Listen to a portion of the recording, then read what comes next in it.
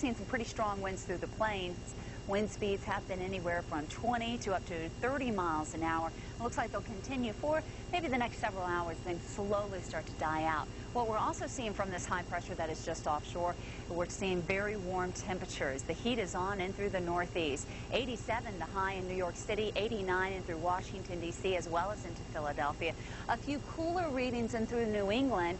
We had cloudy conditions across this area, as well as a front back into southern New England. As we move into the Midwest, we do find some warm temperatures and some heat conditions across the Central Plains, with Pierre, South Dakota reporting 100 for the afternoon. 73 in International Falls, but as you go into the southern end of Minnesota, we find temperatures well into the lower 90s. Across the South has been seeing some very warm temperatures throughout the day, especially in through Tampa Bay with 94 your afternoon high, 90 in through Birmingham, 91 was this afternoon's temperature in New Orleans. We saw some few showers in through the Texas area, but before the rain got there, Dallas had a high of 88.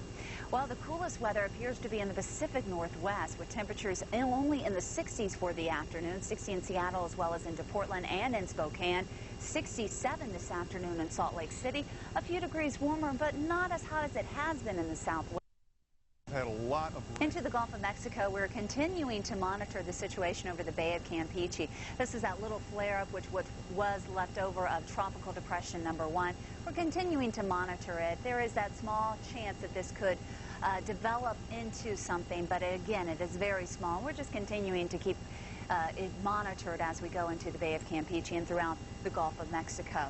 As we look farther out into the Atlantic, we find that the Caribbean is not really showing any signs for tropical development. We find cloudy skies over the eastern Caribbean, but as we cross over the Caribbean islands and we move into the Atlantic, throughout the day we have been watching a pretty strong tropical wave get a little bit closer to those islands. But however, through the past several hours, it's been showing some signs of weakening. However, we're going to continue to monitor this wave as it pushes closer to the Windward Islands as we go through the next several days. In this area of the tropics is really not a favorable area for the month of June. We typically find more cyclones developing in through the Caribbean as well as into the Gulf of Mexico for the month of June. So that's how the tropics look. How about your forecast? Well, here's Carl with it. Well, it's going to be hot and sunny in Salt Lake City. If you're traveling across the country tonight or maybe into tomorrow, you want to stay tuned for TravelWise. We'll have the very latest coming up. Stay tuned.